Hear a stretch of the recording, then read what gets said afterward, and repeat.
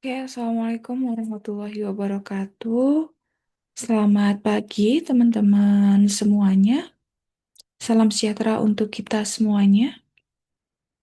Hari ini bahasan kita terkait dengan motivasi sosial. Kemarin kita sudah bahas ya tentang bagaimana teori-teori kontemporer dalam psikologi sosial.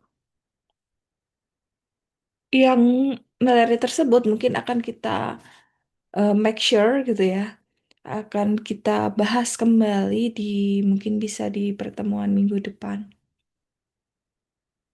Oke, teman-teman semuanya motivasi sosial. Ingat ya, bahasan kita yaitu motivasi sosial. Oke, apa sih itu motivasi? Itu kan pertanyaannya. Motivasi itu apa sih? Motivasi itu, teman-teman semuanya, merupakan dorongan kekuatan dari seseorang untuk dia itu bertindak sesuatu. Jadi, dorongan kita untuk melakukan perilaku tertentu, bertindak, itu disebut dengan motivasi. Nah, motivasi itu ya biasanya dia muncul karena untuk memenuhi kebutuhan. Jadi ada tujuan tertentu untuk melakukan hal tersebut. Dinamikanya seperti apa? Dinamikanya adalah kita butuh sesuatu atau tujuan, kita memiliki tujuan tertentu. Kemudian hal tersebut memicu tindakan psikologi seseorang. Nah, kemudian tadi kan dijelaskan bahwa motivasi itu biasanya muncul ketika kita itu merasa membutuhkan sesuatu. Nah, kebutuhan itu apa? Itu selanjutnya pertanyaannya. Kebutuhan itu adalah suatu keadaan atau hal-hal yang diminta seseorang sehingga munculnya motivasi.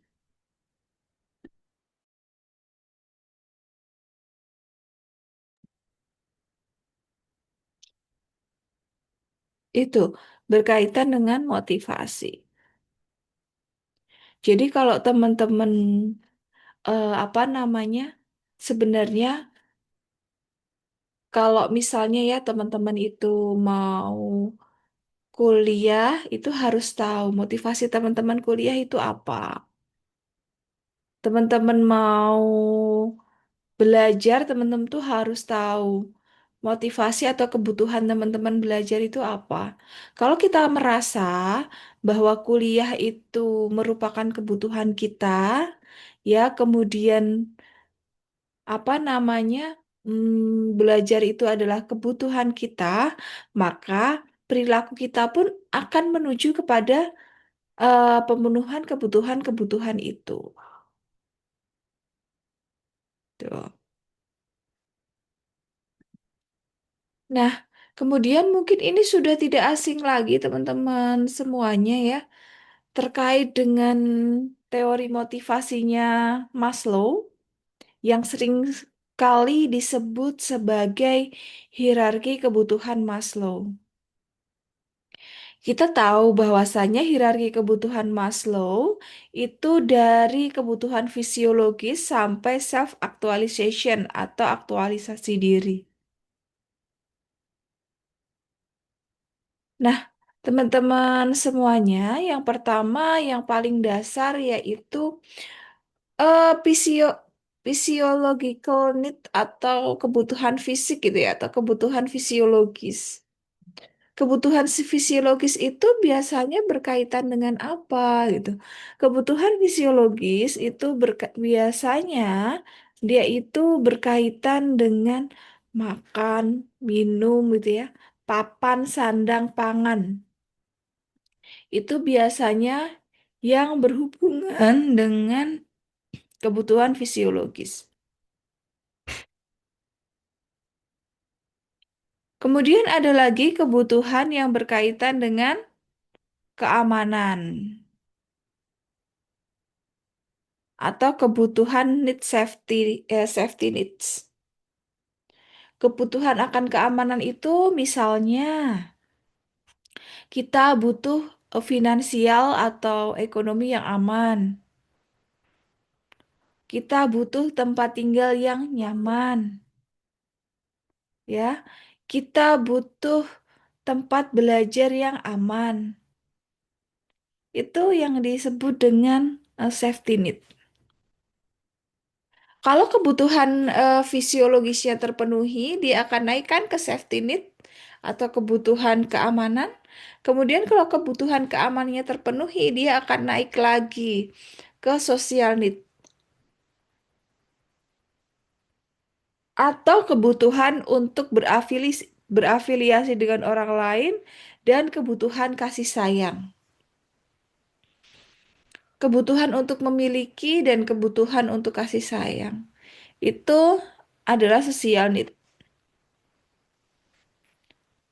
Kebutuhan untuk dicintai, kebutuhan disayangi, kebutuhan untuk memiliki sesuatu atau seseorang seperti itu. Kemudian ada esteem need atau sering disebut dengan kebutuhan penghargaan. Kebutuhan penghargaan ini berkaitan dengan apa saja gitu ya. Biasanya tentang pengakuan, tentang prestasi-prestasi kita, tentang kekuasaan kita. Itu yang berkaitan dengan esteem need. Selanjutnya yaitu self actualization atau aktualisasi diri. Itu adalah di hierarki kebutuhan Maslow itu berada di tempat yang paling tinggi ya. Kebutuhan paling tinggi itu berkaitan dengan aktualisasi diri atau sering disebut dengan kebutuhan berkreasi gitu, kebutuhan untuk apa namanya? Mengembangkan potensi diri, kebutuhan kita untuk mengembangkan bakat-bakat kita, dan lain sebagainya.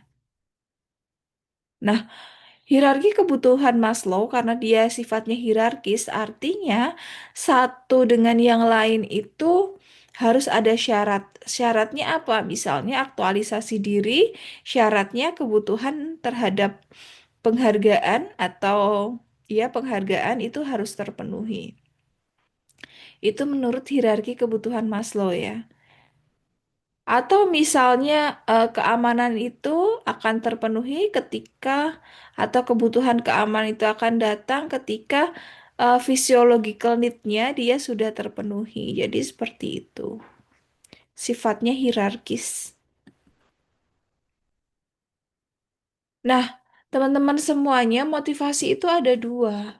Ada yang dia sifatnya motivasi individual, ada yang dia sifatnya motivasi sosial.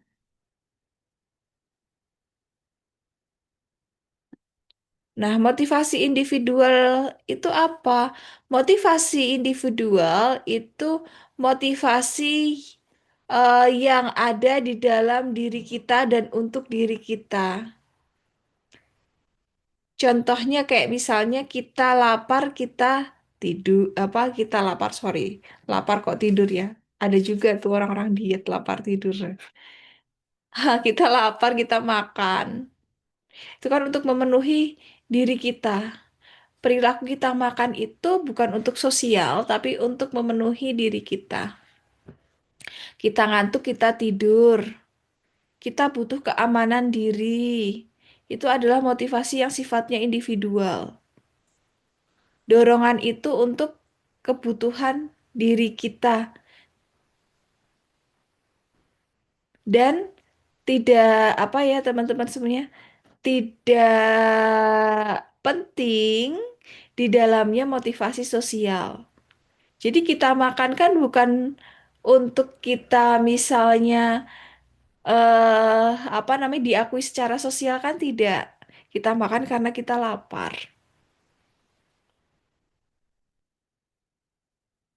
Nah, kemudian motivasi sosial itu biasanya motivasi-motivasi yang melibatkan kebutuhan akan afiliasi, kekuatan, dan pencapaian. Konteksnya jadinya sosial atau altruism. Contohnya, kayak misalnya saya em, ingin berprestasi. Kenapa ingin berprestasi? Agar saya dibanggakan oleh orang tua, misalnya. Atau agar orang-orang di sekitar saya bangga dengan saya. Itu.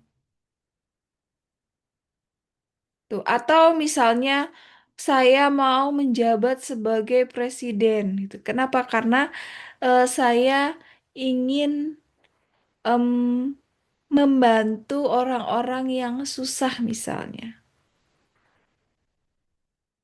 Itu berarti motivasinya adalah motivasi sosial.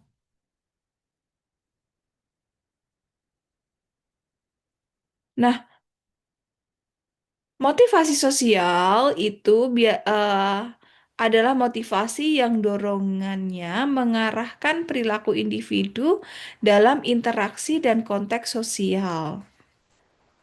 Jadi bagaimana tadi seseorang itu motivasinya adalah motivasi sosial atau motivasi ke orang-orang di sekitarnya, motivasi untuk berafiliasi dengan orang lain gitu ya. Kayak contohnya kenapa kamu menolong gitu. Kenapa kamu menolong dia? Oh, karena saya ingin meringankan beban dia. Itu adalah motivasi sosial. Atau kenapa kamu belajar gitu? Saya belajar karena saya ingin sukses dan membanggakan orang tua saya. Atau biar saya bisa dibanggakan orang tua kayak tadi. Itu adalah motivasi-motivasi sosial. Tuh. Atau kenapa kamu pakai barang branded misalnya? Motivasinya biar saya dihargai oleh orang-orang. Itu adalah motivasi sosial. Tuh.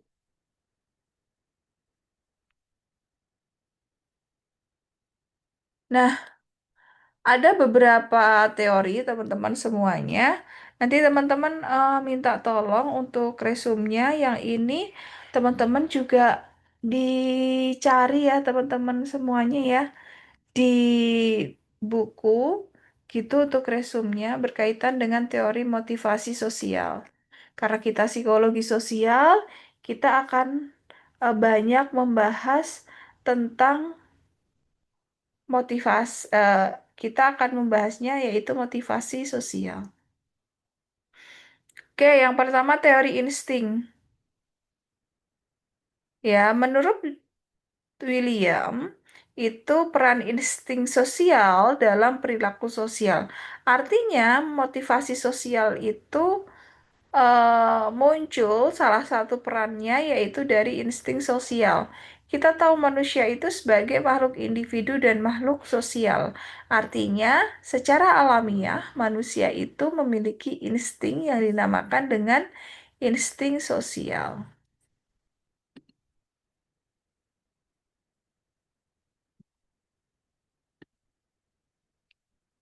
Kemudian dorongan, teori dorongan atau drive theory mengatakan bahwa kebutuhan fisiologis dan psikologis itu mendorong perilaku sosial. Tadi, motivasi itu datang karena ada kebutuhan. Kalau menurut teori drive, itu ada dua kebutuhan, yaitu kebutuhan berkaitan dengan fisiologis dan ada kebutuhan yang terkait dengan psikologis.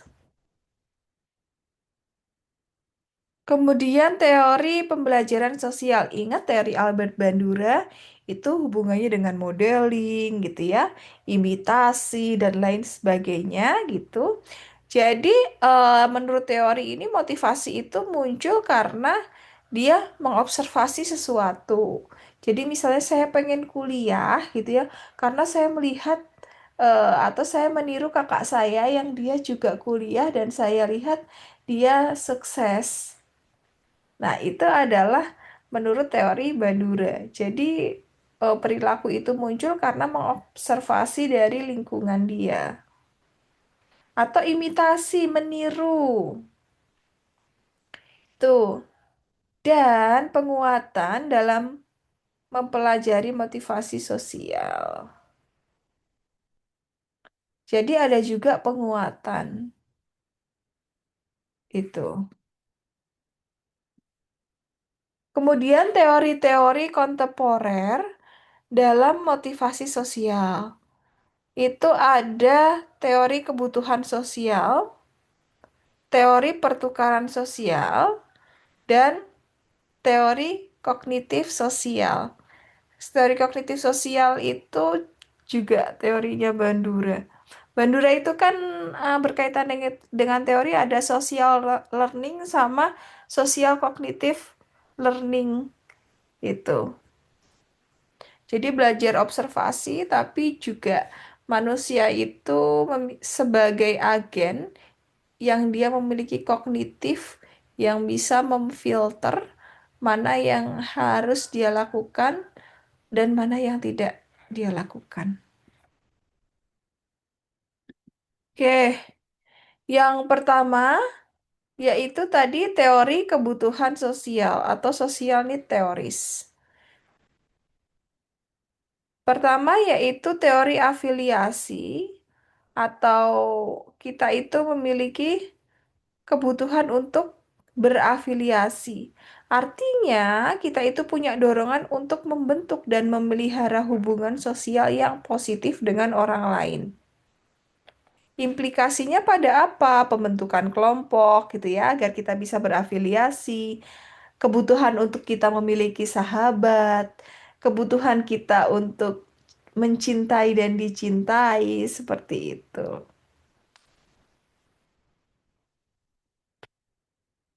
Kemudian, teori kekuasaan. Teori kekuasaan itu merupakan dorongan untuk mempengaruhi atau mengontrol orang lain dan lingkungan sosialnya. Jadi, seseorang itu ya, itu memiliki kebutuhan memang untuk mempengaruhi atau mengontrol orang lain serta lingkungan sosialnya. Makanya banyak apa namanya orang-orang yang ingin jadi pemimpin, ingin jadi presiden, ingin berkuasa, punya status sosial yang bagus. Kemudian dia beberapa apa ada juga yang melakukan agresi, ya, biar dia itu diakui. Biar dia itu bisa mengontrol orang lain, biar dia itu bisa mempengaruhi orang lain. Ya, jadi hal tersebut eh kalau ditanya, kenapa sih seseorang ingin berkuasa gitu ya? Atau seseorang pengen memiliki jabatan, itu salah satunya ya bisa jadi karena dia ingin mempengaruhi orang lain atau bisa mengontrol orang lain seperti itu.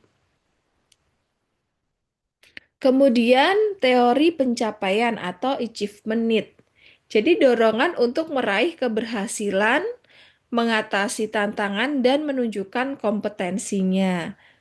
Ya, misalnya persaingan dalam hal prestasi misalnya.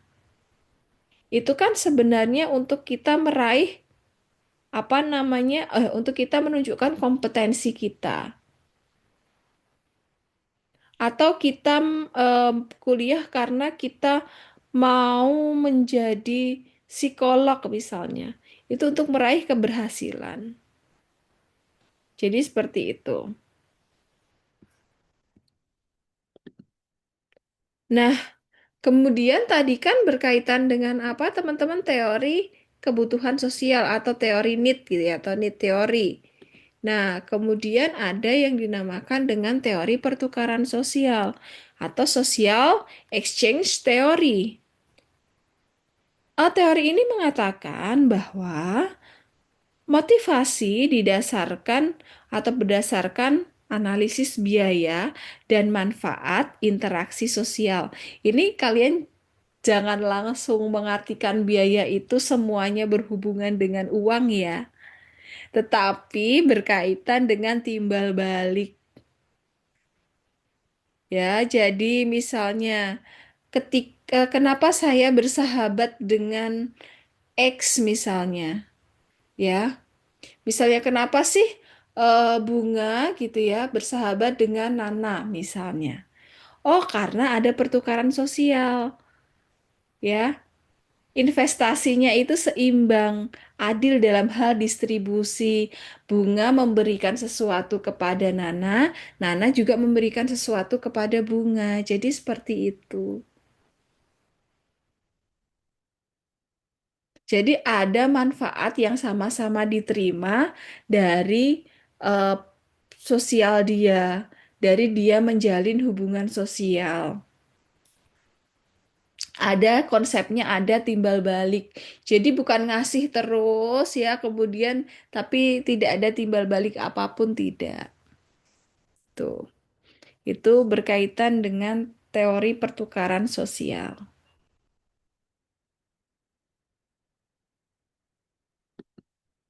Nah, kemudian ini teori kognitif sosial tentang motivasi. Oke, teori ini menjelaskan yang pertama berkaitan dengan teori atribusi dan yang kedua berkaitan dengan ekspektasi nilai atau ekspektasi nilai. Kita tahu bahwasanya atribusi itu kan why atau kenapa sih atau latar belakang orang melakukan hal tersebut. Kenapa orang itu melakukan perilaku tersebut gitu ya. Nah, di teori ini, apa itu menjelaskan bahwa bagaimana individu menjelaskan perilaku sosial dan dampaknya bagi motivasi. Kemudian, berkaitan dengan teori ekspektansi nilai, itu kita tahu bahwa motivasi kita melakukan sesuatu itu adalah sebagai ekspektasi keberhasilan. Jadi aku melakukan ini itu untuk tujuan itu. Nanti kalau aku melakukan ini, aku akan berhasil. Atau kalau aku melakukan ini, tujuanku akan tercapai. Jadi seperti itu.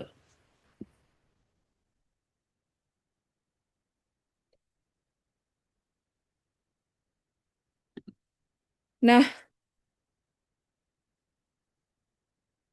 teman-teman semuanya, ya, perilaku prososial, altruism, empati, kerjasama, agresi dan konflik sosial, konformitas sosial, dan kepatuhan, serta dinamika kelompok itu salah satu wujud dari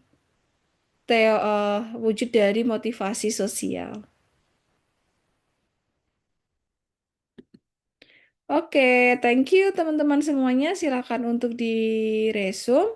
Kalau ada hal-hal yang mau didiskusikan, bisa kita diskusikan minggu depan. Gitu ya teman-teman semuanya. Thank you. Assalamualaikum warahmatullahi wabarakatuh.